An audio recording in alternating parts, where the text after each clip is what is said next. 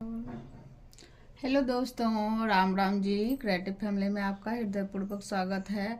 और आज है बृहस्पतिवार। तो आज ये माह का जो है मकर संक्रांति का त्यौहार आज है। तो उसमें भी हम मकर संक्रांति के आप लोगों को हार्दिक शुभकामनाएं। और आज है गुरुवार, तो गुरुवार का व्रत हम आप लोग से शेयर कर रहे हैं। तो आज गुरुवार का व्रत हम आप लोग से तो शेयर कर रहे हैं और हम आपको कथा सुनाएंगे। आप लोग सुनिए। चलिए। प्राचीन समय की बात है। भारत में एक राजा राज्य करता था। वह बड़ा प्रतापी तथा दानी था। वह नित्य प्रतिदिन मंदिर में भगवत दर्शन करने जाता था। वह गुरु ब्राह्मण और गुरु की सेवा किया करता था। उसके द्वार से कोई भी याचक निराश होकर नहीं लौटता था। वह प्रत्येक गुरुवार को व्रत रखता एवं पूजन करता था। हर दिन गरीबों की सहायता करता था। परंतु ये सब बातें उसकी रानी को अच्छी नहीं लगती थी। वह न व्रत करती और न किसी को एक भी पैसा दान में देती थी। राजा से भी ऐसा करने को मना किया करती थी। एक समय की बात है। राजा शिकार खेलने वन को चले गए। घर पर रानी और दासियां थी। उस समय गुरु बृहस्पति साधु का रूप धारण कर राजा के दरवाजे पर भिक्षा मांगने आए। साधु ने रानी से भिक्षा मांगी तो वह कहने लगे, हे साधु महाराज, मैं इस दान और पुण्य से तंग आ गई हूँ। इस कार्य के लिए मेरे पति देव ही बहुत है। अब आप ऐसा कृपा करें कि सारा धन नष्ट हो जाए तथा मैं आराम से रह सकूं। साधु रूपी बृहस्पति देव ने कहा, हे देवी, तुम बड़ी विचित्र हो। संतान और धन से कोई दुखी नहीं होता, इसको सभी चाहते हैं। पापी भी पुत्र और धन की इच्छा करता है। अगर तुम्हारे पास धन अधिक है तो भूखे मनुष्यों को भोजन कराओ, प्याव लगाओ, ब्राह्मणों को दान दो, धर्मशालाएं बनवाओ, कुआं, तालाब, बाग बगीचे आदि का निर्माण कराओ तथा निर्धन के कुंवारी कन्याओं का विवाह कराओ, साथ ही यज्ञ आदि करो। इस प्रकार के कर्मों से आपके कुल का आरोप आपका नाम परलोक में सार्थक होगा एवं सबकी प्राप्ति होगी।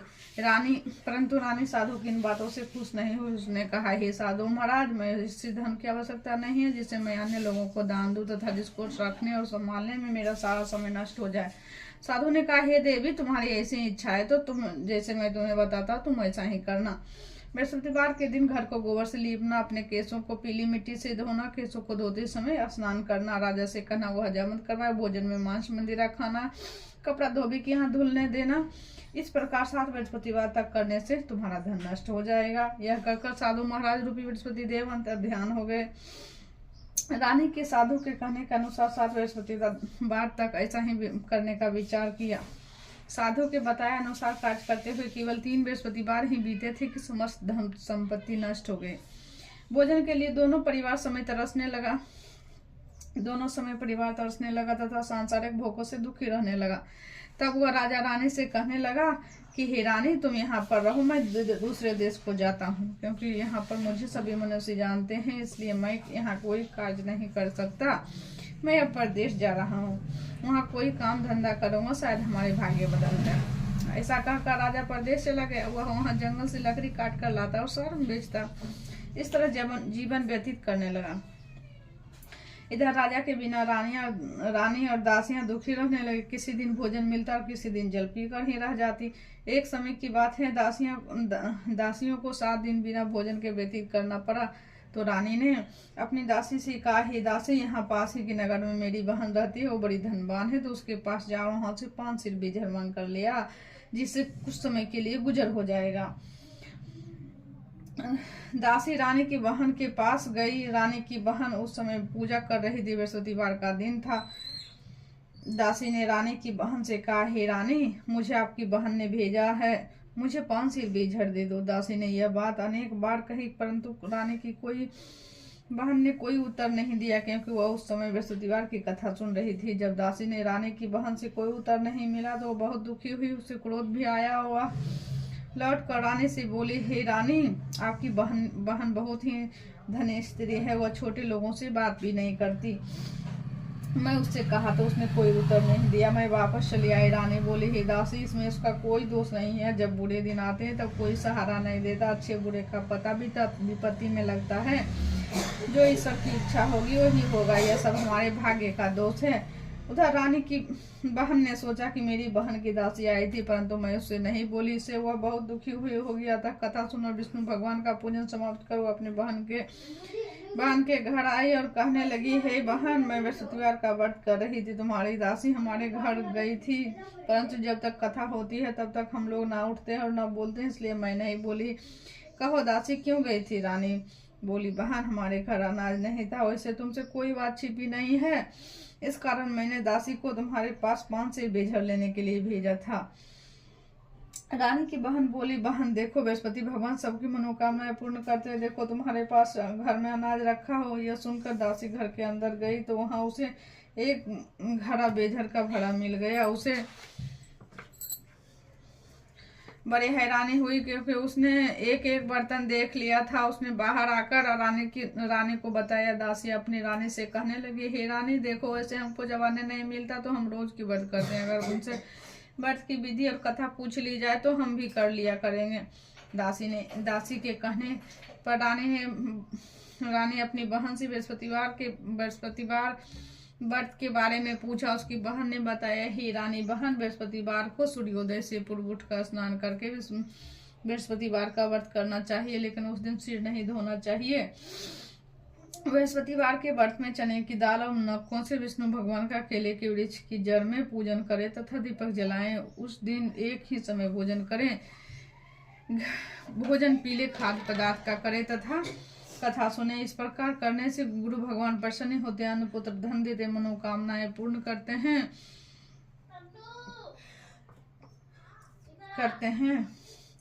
और पूजन की विधि बताकर रानी की बहन अपने घर लौट गए। रानी और दासिया दोनों ने निश्चय किया कि बृहस्पति देव भगवान का पूजन जरूर करेंगे। 7 दिन बाद जब बृहस्पतिवार आया तो उन्होंने व्रत रखा और घुड़साल में जाकर चना और गुड़ बीन लाई तथा उसकी दाल से केले की जड़ तथा विष्णु भगवान का पूजन किया। भोजन पीला कहाँ से आए? दोनों दुखी हुए, परंतु उन्होंने व्रत रखा किया था, इस कारण बृहस्पतिवार भगवान प्रसन्न थे। एक साधारण व्यक्ति के रूप में वो दो थालों में सुंदर पीला भोजन लेकर आए और दासी को देकर बोले, हे दासी, यह भोजन तुम्हारे रानी के लिए है, तुम दोनों करना। दासी भोजन पाकर बड़ी प्रसन्न हुई और रानी से बोली, हे रानी जी, भोजन कर लो। रानी को भोजन आने के बारे में कुछ पता नहीं था, इसलिए वह दासी से बोली, जा तू ही भोजन कर, क्यों तू हमारे व्यर्थ में हंसी उड़ाती है?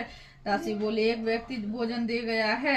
रानी ने कहने लगी, वह भोजन तेरे लिए दे गया है, तू ही भोजन कर। दासी ने कहा, वह व्यक्ति हम दोनों के लिए 2 थालों में भोजन दे गया है, इसलिए मैं और आप दोनों ही साथ साथ भोजन करेंगे। दोनों ने गुरु भगवान को नमस्कार कर भोजन प्रारंभ किया। उसके बाद से वे प्रत्येक बृहस्पतिवार को गुरु भगवान का व्रत और पूजन करने लगे। बृहस्पति भगवान की कृपा से उनके पास धन हो गया, परंतु रानी फिर पहले की तरह से आलस्य करने लगी। तब दासी बोली, देखो रानी, तुम पहले भी इस प्रकार आलस्य करती थी, तुम्हें धन को रखने में कष्ट होता था, इस कारण सभी धन नष्ट हो गया है।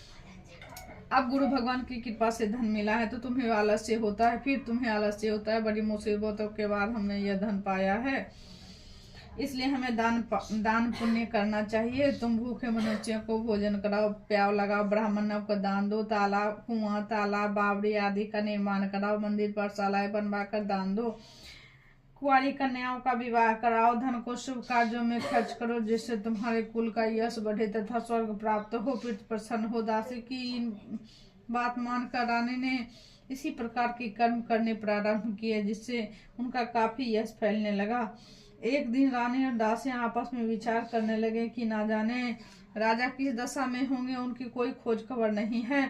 गुरु भगवान से उन्होंने प्रार्थना की और भगवान ने रात्रि में राजा को स्वप्न में कहा, हे राजा, उठ, तेरी रानी तुझको याद करती है, अब अपने देश को लौट जा। राजा प्रातः काल उठकर जंगल से लकड़ियां काट कर लाने के लिए जंगल की ओर चल पड़ा। जंगल से गुजरते हुए वह सोचने लगा, रानी की गलती से उसे कितने दुख भोगने पड़े। राजपाट छोड़कर उसे जंगल में आकर रहना पड़ा। जंगल से लकड़ियां काटकर उन्हें बेचकर गुजारा करना पड़ा। उसी समय उस जंगल में बृहस्पति देव एक साधु का रूप धारण कर और राजा के पास गए और बोले, हे लकड़हारे, तुम इस सुनसान जंगल में किस चिंता में बैठे हो, मुझे बतलाओ। यह सुनकर राजा के नेत्रों में जल भर आया और साधु की वंदना कर बोले, हे प्रभु, आप सब कुछ जानने वाले हैं, इतना कहकर राजा ने साधु को अपनी संपूर्ण कहानी सुना दी। महात्मा दयालु होते हैं, वे राजा से बोले, हे राजा, तुम्हारी पत्नी ने बृहस्पति देव के प्रति अपराध किया था, जिसके कारण तुम्हारी दशा हुई है। अब तुम किसी प्रकार की चिंता मत करो, भगवान तुम्हें पहले से अधिक धन देंगे। देखो, तुम्हारी पत्नी ने बृहस्पतिवार का व्रत करना प्रारंभ कर दिया है। अब तुम भी बृहस्पतिवार का व्रत करके चने की दाल व गूंद जल के लोटे में डालकर केले का पूजन करो, फिर कथा कहो या सुनो, भगवान तुम्हारी सब मनोकामनाएं पूर्ण करेंगे। साधु को प्रसन्न देखकर राजा बोला, हे प्रभु, मुझे लकड़ी बेचकर इतना पैसा भी नहीं बचता जिससे भोजन करने के उपरांत कुछ बचा सकूं। फिर मैं बृहस्पतिवार की क्या कहानी कहूँ, मुझको तो कुछ भी मालूम नहीं है। साधु ने कहा, हे राजा, तुम किसी बात की चिंता मत करो, भगवान बृहस्पतिवार के दिन तुम रोजाना की तरह लकड़ियां लेकर शहर में जाओ, तुम्हें रोज से दोगुना धन प्राप्त होगा, जैसे तुम भली भांति भोजन कर लोगे तथा बृहस्पति देव की पूजा का सामान भी आ जाएगा। फिर प्राचीन काल में एक बहुत ही निर्धन ब्राह्मण था, उसकी कोई संतान नहीं था। वह नित्य पूजा पाठ करता, परंतु उसकी स्त्री बहुत ही मलिनता के साथ रहती थी। वह न स्नान करती और न किसी देवता का पूजन करती। प्रातः काल उठते ही सर्वप्रथम भोजन करती, बाद में कोई अन्य कार्य करती। ब्राह्मण देवता बहुत दुखी रहते थे, पत्नी को बहुत समझाती किंतु उसका कोई परिणाम ना निकलता। भगवान की कृपा से ब्राह्मण की स्त्री को कन्या उत्पन्न हुई और कन्या अपने पिता के घर में बड़ी होने लगी। वह बालिका प्रातः स्नान करके भगवान विष्णु का जप करती। वह बचपन से ही बृहस्पतिवार का व्रत भी करने लगी। पूजा पाठ समाप्त कर स्कूल जाती तो वह मुट्ठी में जौ भर कर ले जाती और पाठशाला जाने के मार्ग में डालती जाती। और जब स्वर्ण के हो जाते तो लौटते समय उनको बीन कर घर ले आती। एक दिन वह बालिका सूप में सोने को जौ को फटक कर साफ कर रही थी, तभी उसकी माँ ने देख लिया और कहा, हे बेटी, सोने को जौ को फटकने के लिए सोने का सूप होना चाहिए। दूसरे दिन गुरुवार था। इस कन्या ने व्रत रखा और बृहस्पति भगवान से प्रार्थना करके कहा, हे प्रभु, यदि मैंने सच्चे मन से आपकी पूजा की हो तो मुझे सोने का सूप दे दो। बृहस्पति देव ने उसकी प्रार्थना स्वीकार कर ली और रोजाना की तरह कन्या जौ फैलाती हुई स्कूल चली गई। स्कूल से लौटकर जब वह जौ बीन रही थी तभी तो बृहस्पति देव की कृपा से उसे सोने का सूप मिला। उसे वह घर ले आई और उसे जौ साफ करने लगी, परंतु उसकी माँ का वही ढंग रहा। एक दिन की बात है, वह कन्या सोने के सूप में जौ साफ कर रही थी। उस समय उस नगर का राजकुमार वहां से होकर निकला। इस कन्या के रूप और सोने के सूप में जौ साफ करते देख वह उस कन्या पर मोहित हो गया और राजमहल आकर वह भोजन तथा जल त्याग कर उदास होकर लेट गया। राजा को जब कन्या का राजकुमार द्वारा अन्य जल त्यागने का समाचार ज्ञात हुआ तो वो मंत्रियों के साथ वह अपने पुत्र के पास गए और बोले, हे बेटा, तुम्हें किस बात का कष्ट है? किसी ने अपमान किया है अथवा कोई और कारण है? मुझे बताओ, मैं वही करूंगा जिससे तुम्हें प्रसन्नता हो। राजकुमार ने अपने पिता की बातें सुनी तो वह बोला, मुझे आपकी कृपा से किसी बात का दुख नहीं, किसी ने मेरा अपमान नहीं किया है, परंतु मैं उस लड़की के साथ विवाह करना चाहता हूँ जो सोने का सूप में जौ साफ कर रही थी। यह सुन राजा आश्चर्य में पड़ गया और बोला, हे बेटा, इस तरह की कन्या का पता तुम ही लगाओ, मैं उसके साथ तुम्हारा विवाह अवश्य ही करवा दूंगा।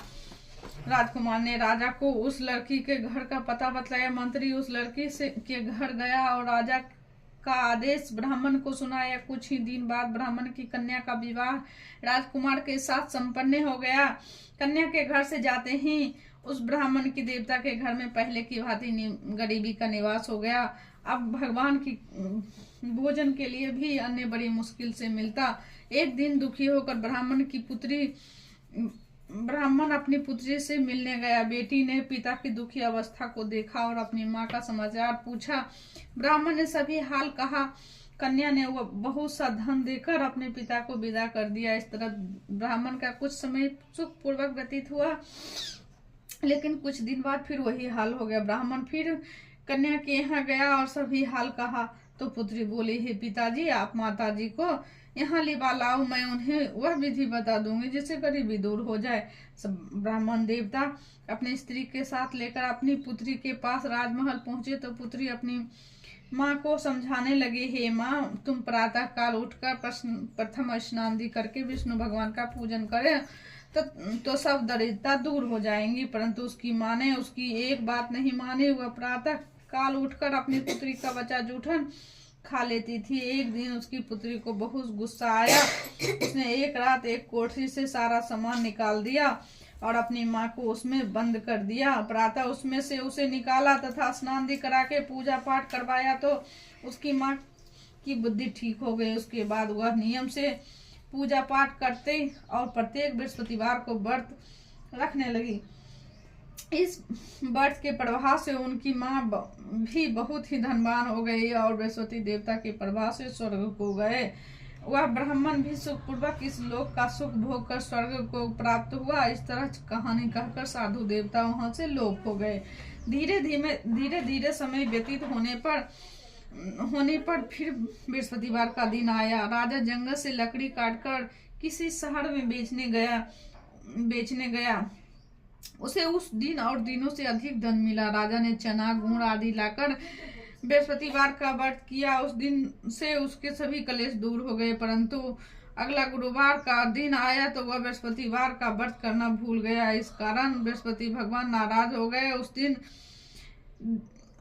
उस नगर के राजा ने विशाल यज्ञ का आयोजन किया तथा अपने समस्त राज्य में घोषणा करवा दी कि कोई भी मनुष्य अपने घर में भोजन न बनाए तथा आग भी न जलाएं। समस्त लोग मेरे यहाँ भोजन करने आवे। इस आज्ञा को जो नहीं मानेगा उसको फांसी की सजा दी जाएगी।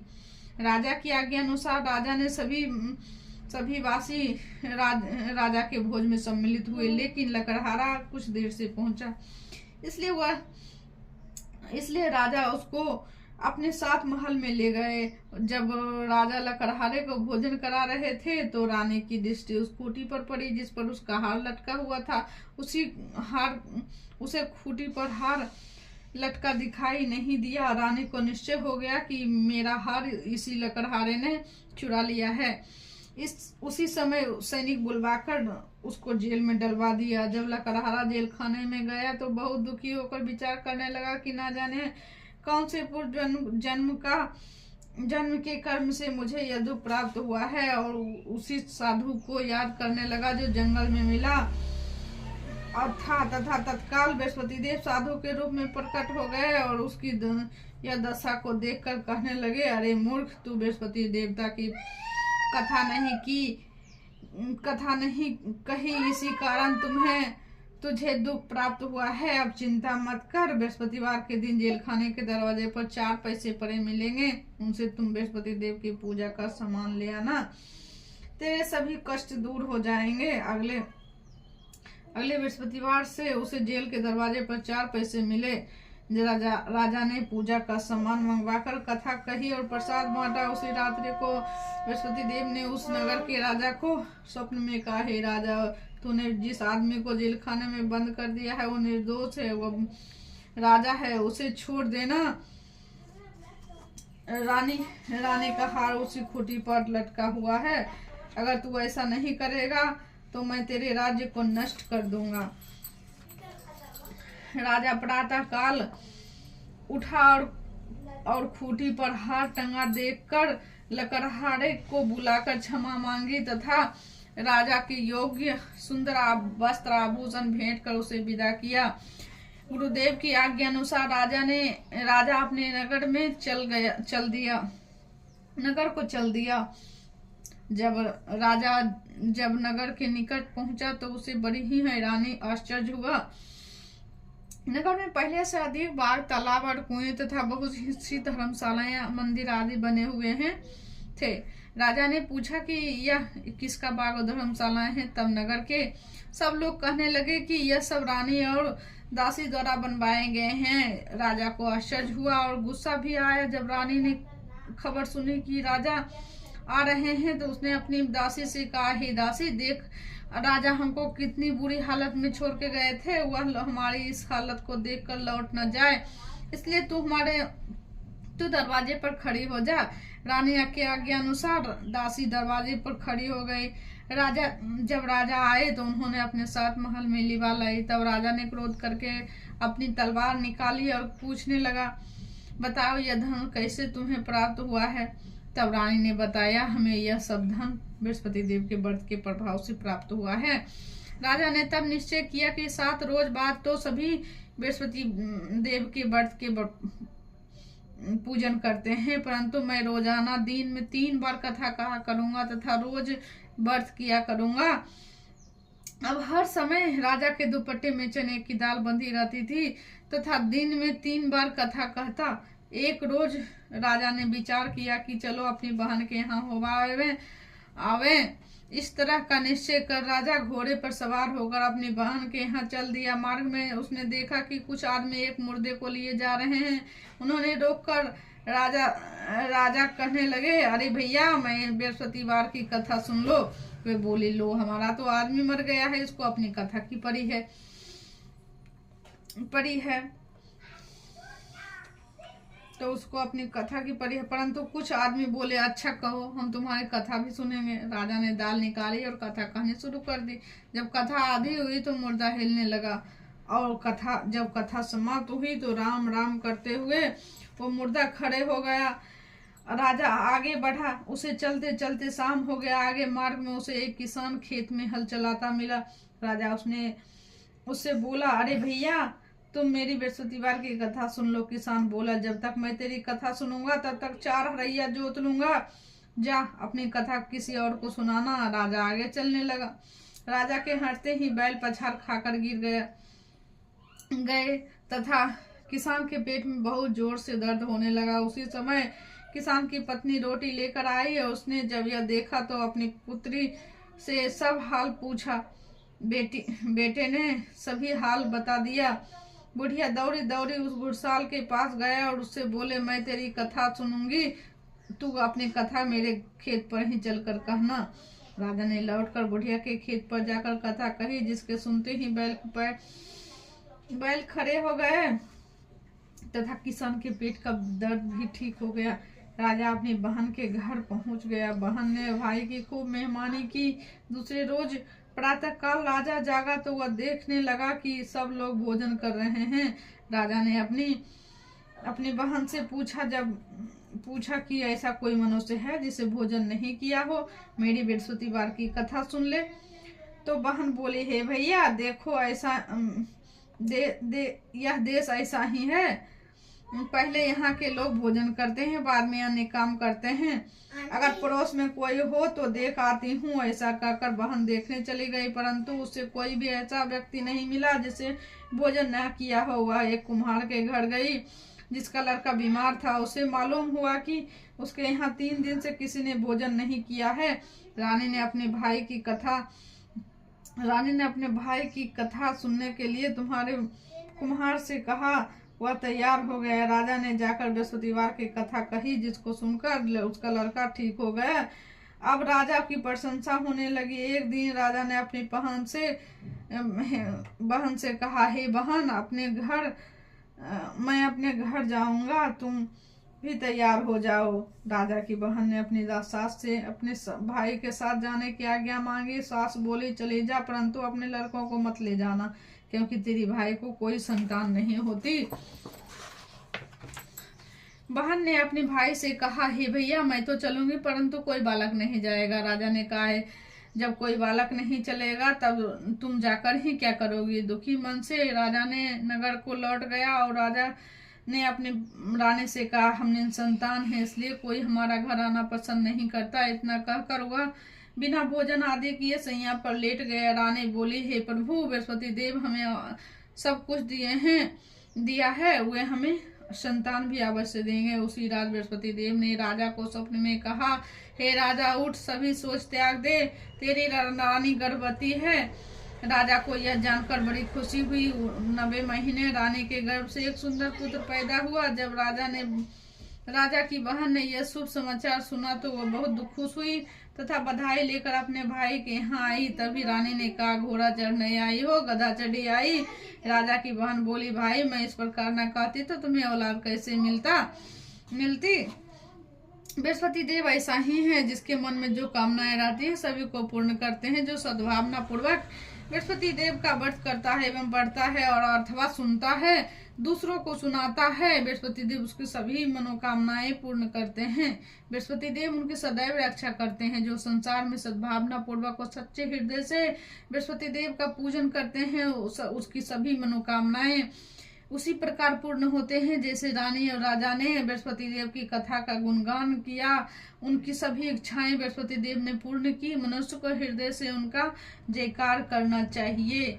जय बृहस्पति देव, जय राधे राधे।